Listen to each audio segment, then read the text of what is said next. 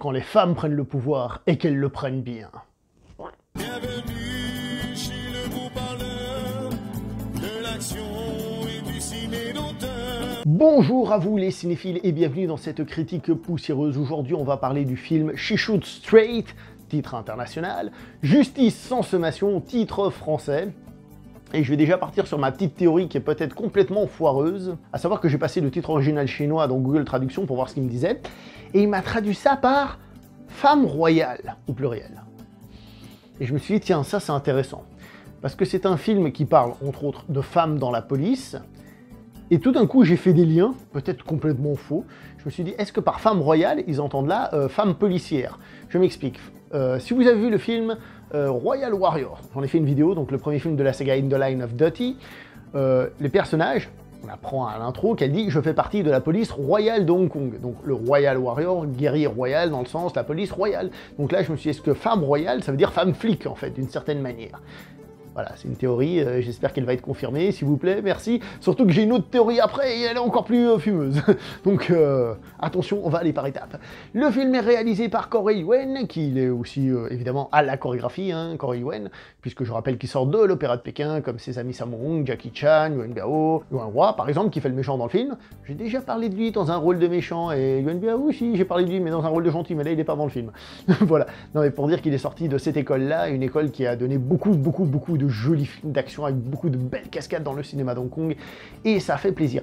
Le film est produit donc par Sammo Hung, vous commencez à voir le lien entre les personnages, et dans le rôle principal, nous avons Joyce Mina Godenzi, qui après a changé de nom, c'est devenu juste Joyce Godenzi, qui est donc la future Madame Sammo Hung, qui n'était pas à cette époque Madame Sammo Hung, mais d'après ce que j'ai pu voir pour les fans de People, à ce moment-là, elle était mariée avec quelqu'un d'autre, elle a divorcé, et après elle s'est mise avec Sammo Hung. Savoir qu'elle travaillait déjà avec Sammo Hung sur le tournage à ce moment-là. Et que la scène d'intro, c'est Sammo Hung qui arrive avec quelqu'un au bras, comme ça, lors d'un mariage. Mais c'est pas son mariage, il dit, les stars, elles sont derrière. Ils descendent, et puis là, il y a justement les mariés, donc Joyce Mina Godenzi, et un des acteurs principaux du film, à savoir Tony Leung Ka-fai. Tony Leung Ka-fai, en Occident, on va vous dire que c'est le mec qui a tourné dans L'Amant, hein, voilà. Et il faut faire attention à ne pas le confondre avec Tony Leung Chiu-wai, qui est un autre excellent acteur d'Hong Kong. Hein. D'ailleurs, vous remarquerez que c'est assez rare que l'on dise, on va dire, le nom occidental et chinois en même temps, c'est-à-dire on dit pas juste Tony Leung, hein, on dit Tony Leung et la suite, hein, pour être sûr qu'on ne les confonde pas. Si vous pensez que c'est facile de dire, bon, bah, il y en a un, c'est celui qui joue bien, puis l'autre, c'est l'arnaque, hein, celui qui est mauvais, et ben, vous êtes dans le caca, parce que les deux sont excellents.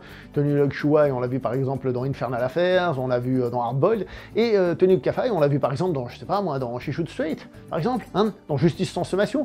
On a pu le voir dans des films tels que Élection de Johnny To, ou encore Prison on Fire de Ringo Lam, un excellent acteur. Ce film nous raconte donc l'histoire d'une famille, hein, composée de beaucoup de femmes qui sont dans la police, et donc il y a le personnage de Tony Leung Ka-fai qui est le seul garçon du groupe, et il a plein de sœurs, et parmi ses sœurs, il y en a une qui ressort plus que les autres par rapport au scénario, elle est interprétée par Carina Lau. La deuxième théorie que j'allais vous faire, qui est très fumeuse, en fait, en regardant ce film, il me rappelle énormément une autre histoire, mais qui se passe pas du tout à notre époque, même si le film en lui-même date de 90, et donc il se passe à ce moment-là, hein. Il me rappelle une autre histoire, qui est plutôt une histoire en costume, et qui est celle de la famille Yang. Alors, je rappelle vite fait, la famille Yang, c'est un texte qui a été écrit par un Taïwanais. Je dis bien c'est un texte, parce qu'évidemment ils ont sans doute réellement existé, mais ça a été modifié par le plaisir de la fiction, et donc la réalité, voilà, hein, ce qu'il en reste, hein. Je reste vague parce que je suis pas un expert là-dessus, mais en gros, c'était lors de la conquête mongole, les Chinois étaient trop forts. Ah oui, les Chinois étaient trop forts, surtout écrit par des Chinois.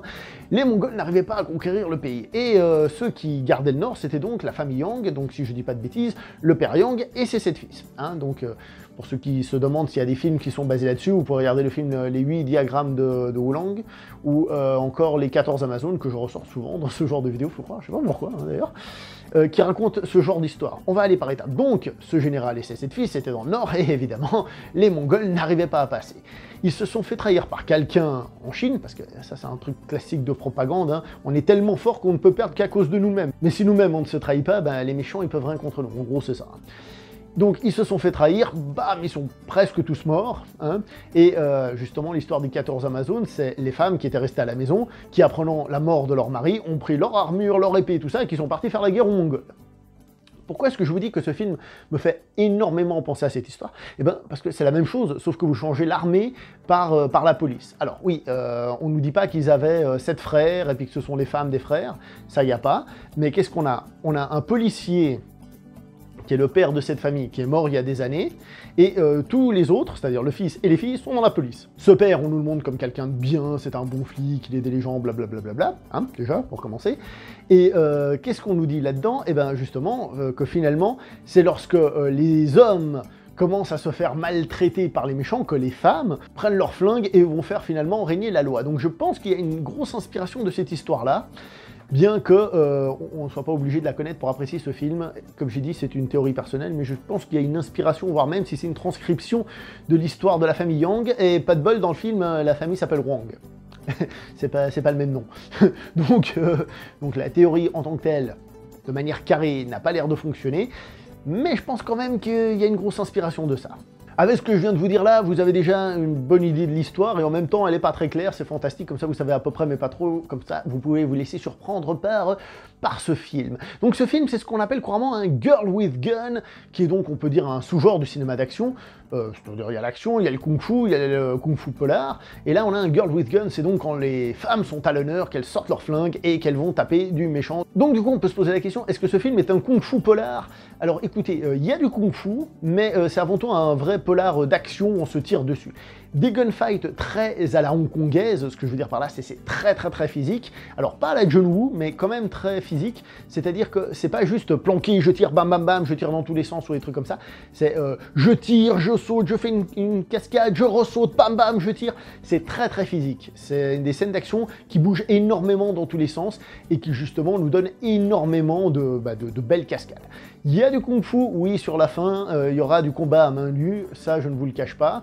Et d'ailleurs, bien foutu, hein, des femmes qui y vont et qui castagnent, ça fait du bien. Je tiens à préciser que contrairement à la mode actuelle à Hollywood, chez les gentils, il y a des hommes bien et des cons, et chez les méchants, il y a des hommes qui sont méchants, et il y a aussi une femme qui est méchante. Et d'ailleurs, c'est le boss final.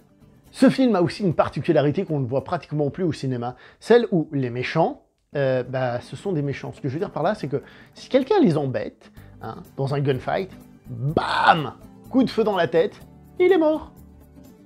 Et les gentils, vous croyez quoi? Quand les méchants sont en train de leur tirer dessus, bam! Une balle dans la tête, et il est mort. Et ça, c'est bon, ça, ce côté, on y va, c'est de l'action, oh, arrêtez de tourner autour du pot. De par la nature du film, d'être un film à gunfight avec beaucoup de cascades, il faut reconnaître que les scènes sont parfois un peu coupées, plus que d'habitude, hein, mais vous verrez quand même que vous allez en prendre plein votre gueule. Et si vous n'avez pas l'habitude de ce genre de film, ce qui est excellent, c'est que justement, vous allez voir des gunfights différents, un peu différents, et beaucoup plus physiques, justement, comme j'ai dit, au niveau des acteurs et des actrices dans ce qu'ils font. C'est pas juste je tire et c'est tout, c'est je tire, je bouge et je saute, et c'est vraiment très bon. Le film se permet, en plus d'avoir des scènes dramatiques qui, je trouve, fonctionnent vraiment bien de par la difficulté qu'elles ont, hein. La scène du repas, oh là là, qu'est-ce qu'elle est difficile, hein, quand même à suivre. Elle est quand même pas facile du tout, et je trouve que ça fonctionne très bien. En plus, on a ces musiques d'époque très Hong Kong, très petit synthé rapide, on va dire, un truc pas très poussé, mais qui pour moi fonctionne parfaitement bien, et qui en plus, et ça c'est peut-être parce que j'ai vu beaucoup de films du genre, qui colle parfaitement à l'ambiance et à ce genre de film qui fait que je kiffe énormément ce genre de choses. Petite remarque intéressante, et qui d'ailleurs fait rentrer ça avec ma théorie de la famille Yang de tout à l'heure, c'est que les méchants sont des étrangers, puisque ce sont des Vietnamiens dans le film. Voilà. Et pour revenir vite fait sur les personnages principaux, les femmes dans ce film, on voit que ce sont des femmes ambitieuses, qui veulent grader dans la police, par exemple, qui veulent réussir leur carrière, ce qui ne veut pas dire en parallèle qu'elles ne veulent pas avoir une vie de famille. De nos jours, on essaie de montrer ça comme une espèce d'opposition. Moi, j'aime bien cette vision traditionnaliste. Excusez-moi, je commence à me faire vieux, hein, qu'est-ce que vous voulez. Mais ce n'est pas des femmes qui sont justement contre le système, ce sont des femmes qui sont là, et qui en imposent, et qui vont, et qui cognent, et qui lèvent la patte. En ce qui concerne les actrices et les acteurs, ils sont très bons. Moi, j'adore Tenulok Kafai, hein, qui ne fait pas là peut-être sa plus grande interprétation, mais qui est très bon. Joyce Mina Godinzi, elle est magnifique, déjà visuellement, elle est magnifique, mais en plus, elle interprète très bien son rôle. Karina Lo aussi, hein, les deux sont souvent ensemble, hein, souvent en train de se chamailler, justement, et leur interprétation arrive, surtout dans les moments dramatiques, à faire que ça fonctionne, et moi, pour moi, ça fonctionne très bien. J'adore ça. Au final, donc, on a quoi? Je le répète, un film de femme forte, un film dramatique à des moments, un film où il y a de l'action qui dépote, de l'action qui va changer de ce que vous avez peut-être pas l'habitude, un film d'action qui fait plaisir à voir, un pur divertissement, comme on aimerait en voir plus souvent, du très bon cinéma d'action à regarder sans modération, et même si vous avez un peu peur de la mode actuelle à Hollywood, n'ayez pas peur, vous en faites pas, à cette époque on savait les faire, les films du genre. Je balance ce petit message. Je vais m'arrêter là pour cette vidéo, n'oubliez pas de liker, commenter, partager, on se revoit prochainement pour une prochaine vidéo, portez-vous bien, ciao tout le monde. Bienvenue chez le beau parleur de l'action et du ciné d'auteur. Il est sorti chez nous en DVD à l'époque, magnifique édition, hein.